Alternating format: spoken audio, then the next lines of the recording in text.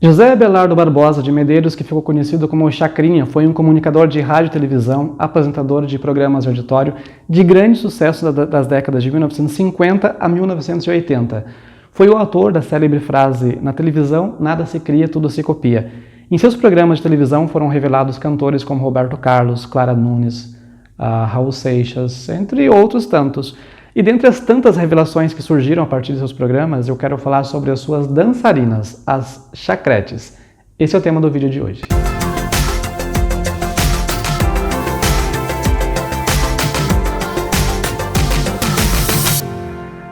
Olá, bem-vindos à LTV, eu sou o Léo Cordeiro, esse é o nosso arquivo de nostalgia, aqui você encontra vídeos sobre temas variados das décadas de 80, 90, 2000, então te convido a se inscrever se ainda não é inscrito e ativar o sininho também. Isso vale para você que já é inscrito também. E tem o meu blog e os meus perfis no Instagram, que são muito legais, eu faço tudo com muito carinho, então dá uma olhadinha lá.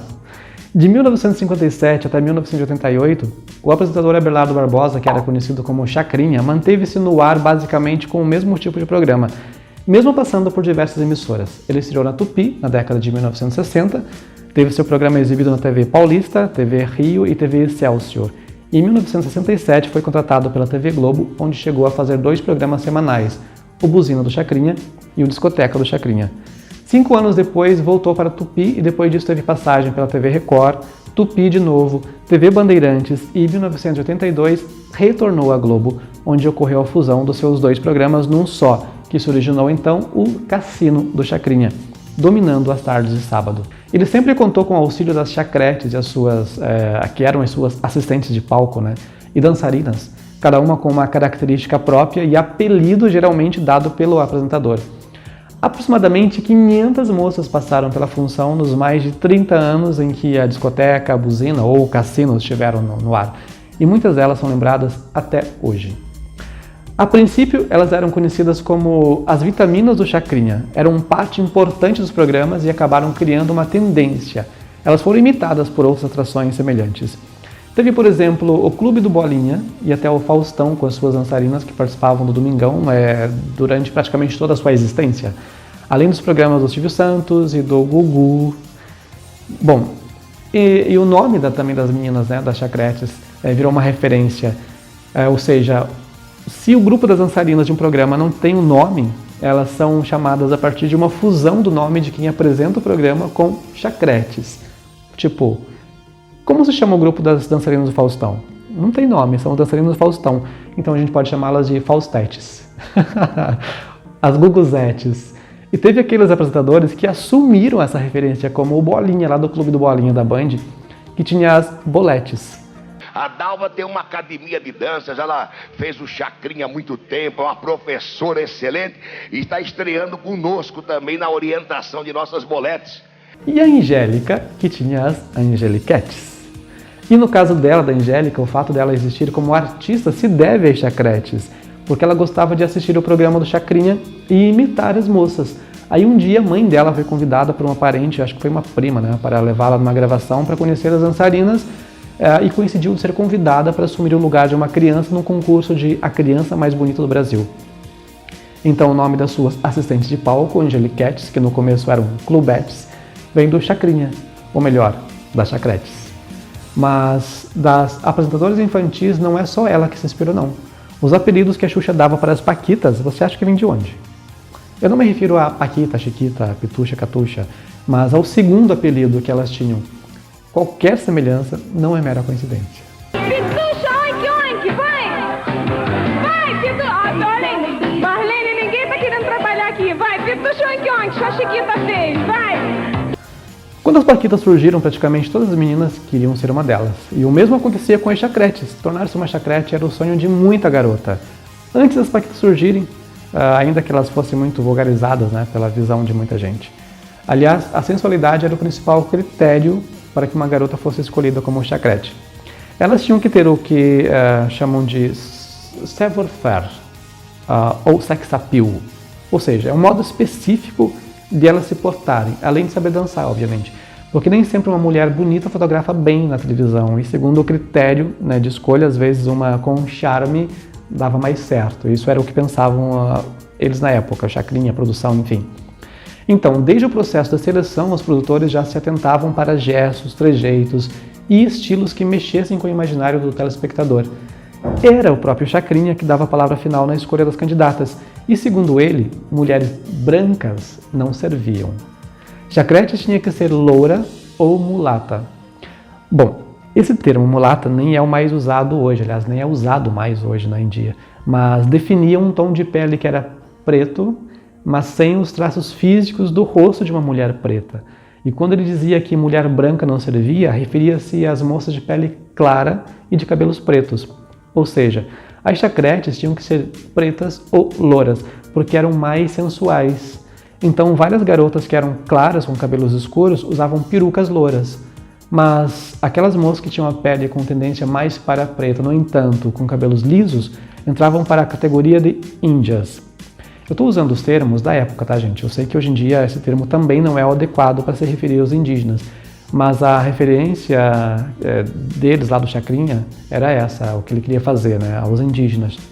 Elas deveriam ter mais ou menos o mesmo tamanho, uma da outra, tamanho, tá? Não exatamente a altura. E apesar desse critério de seleção ser totalmente físico e da má fama que elas recebiam, né, segundo algumas delas, o Chacrinha era um paizão. Ele cuidava delas e se preocupava que tivessem um bom comportamento, além de pedir que não namorassem para que se dedicassem totalmente ao trabalho. Era um pai severo. Um pai severo. Queria saber até quem você namorava, né? É mesmo? Não deixava sair com ninguém. Conversar com ninguém também. Conversar com ninguém lá no Era ótimo. É verdade, sim. Divertidíssimo. Muito.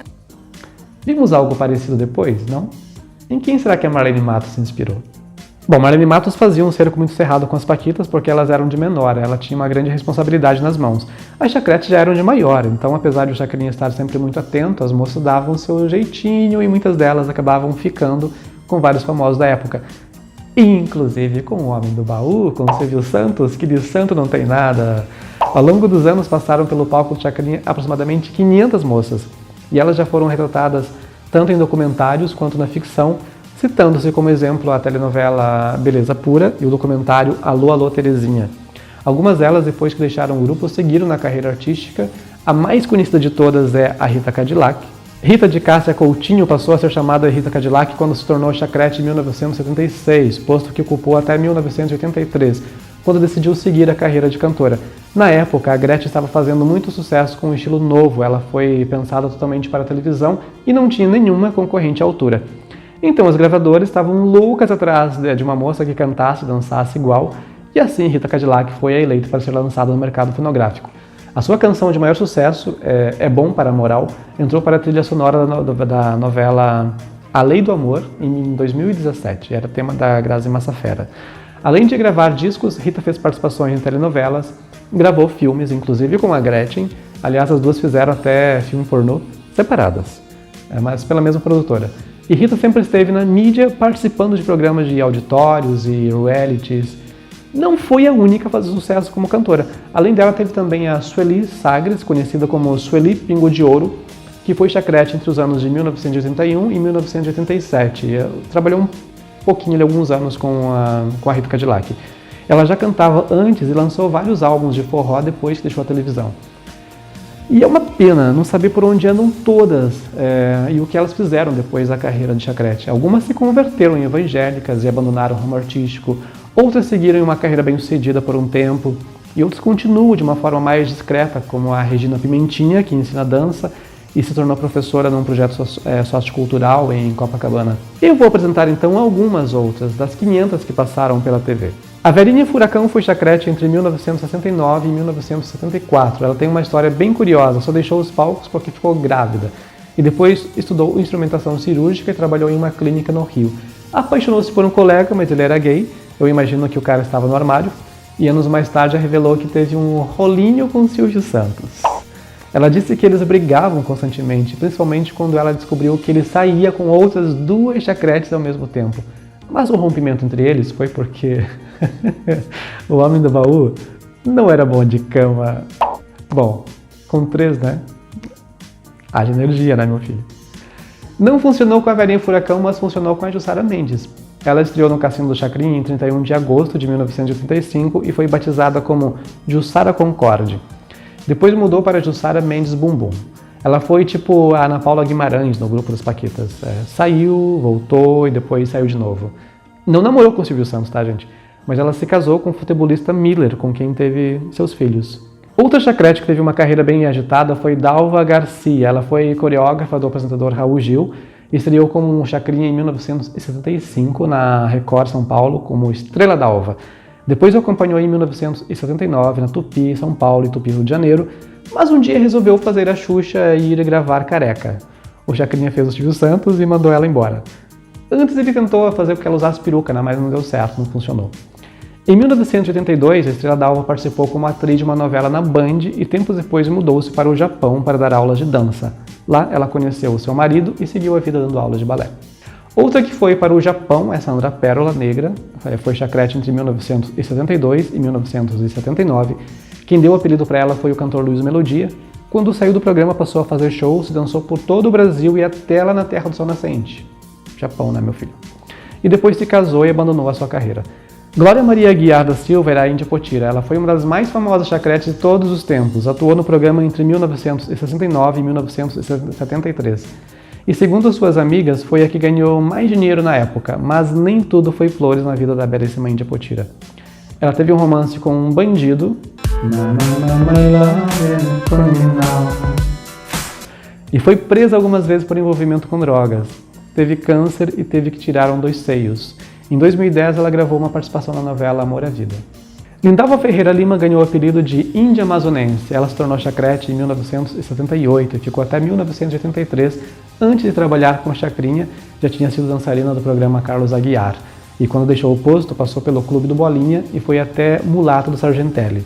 Lindalva também atuou em filmes da era da pornô chanchada. Fátima Lopes Santiago ficou conhecida como Fátima Boa Viagem. Ela foi chacrete entre 1978 e 1988, ou seja, ficou até a morte do chacrinha.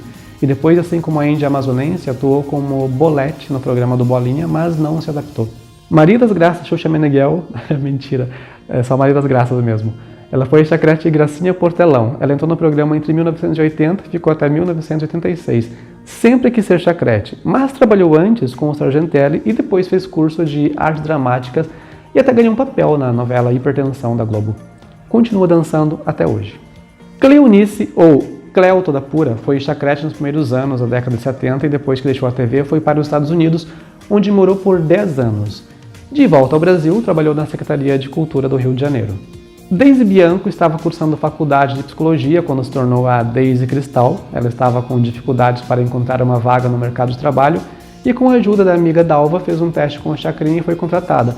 Ela estreou em 1978 e só saiu do programa em 1986. Depois resolveu dedicar-se à sua profissão de formação. Laia Batista era Sarita Cadatal. Foi chacrete entre 1980 e 1984. Seu apelido era por causa da sua baixa estatura. Eu imagino que é por causa do personagem do amigo do Zé Colmeia, um urso baixinho. Ou seja, isso era bullying.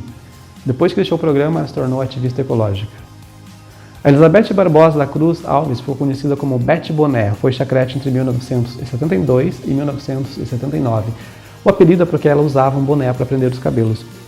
Bete se tornou evangélica e passou a celebrar cultos em casa com o marido, mas não tem problemas com seu passado de fama. A chacrete mais rapidinha, que durou menos tempo, foi Lisete. Ela entrou para o programa Buzino do Chacrinha em 1978 e ficou apenas 8 meses. Enquanto hoje em dia os artistas acabam o casamento, né, para continuarem na mídia, naquela época era o contrário. O casamento era mais importante. E foi por isso que ela deixou a TV, para casar. Pena que não durou para sempre. Ela se divorciou e passou a morar sozinha. Formou-se em pedagogia e passou a trabalhar em uma escola no Amapá.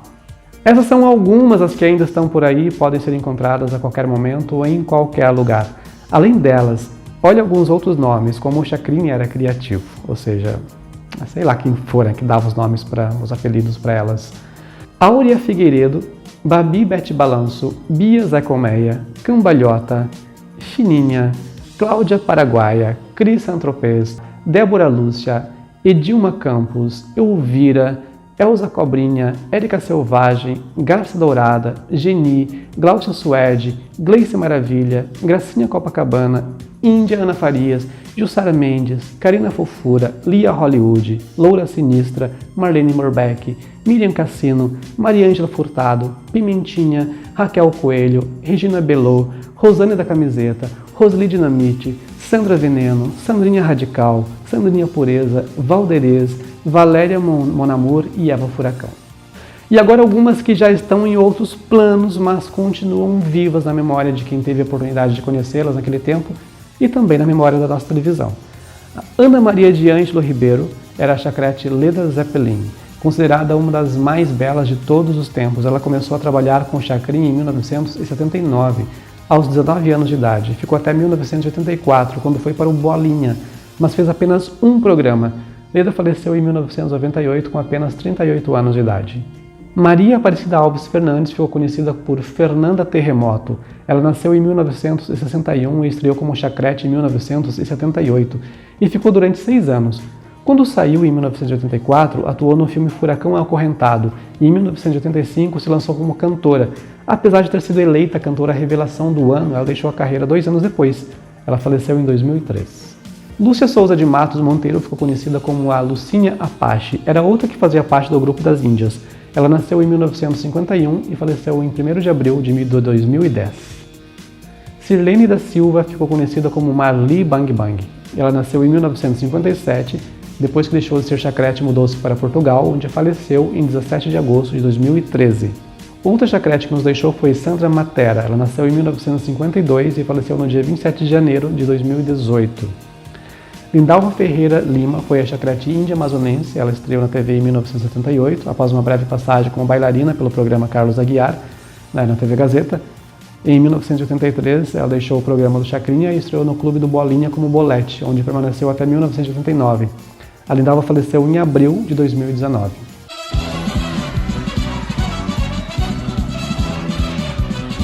Em 1985, a Som Livre lançou o disco Chacrinha e Chacretes Cantam para Todas as Festas, e realmente serve para as festinhas de carnaval, de réveillon, de aniversário. E em 1996 foi lançado um CD Techno Dance das Chacretes, intitulada Uma Festa Dançante em homenagem ao Velho Guerreiro. Era um grupo formado por outras 4 chacretes que eu não tinha mencionado aqui. Boa noite, eu sou a Cleópatra. Cleópatra Loura, e você? Eu sou a Regina Polivalente. Polivalente, essa lindeza. Cristina Azul. Cristina Azul, que engraçado. E você? Esther Bem Me Quer.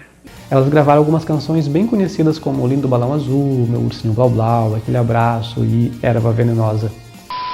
Bem, meus queridos, da minha parte é isso. Eu fico por aqui. Se você sabe mais alguma coisa sobre chacretes, comenta aqui embaixo. Ou se você é uma chacrete, será um prazer tê-la por aqui. Nos vemos no próximo vídeo. Até lá, um grande beijo. Tchau. Tornar-se uma chacrete era o sonho de muita garota. Antes das paquitas surgirem... vamos lá. Mas nem tudo foi flores na vida da belíssima Índia Potira. Ela teve um romance com um bandido, ou seja, fez a Britney Spears. E foi...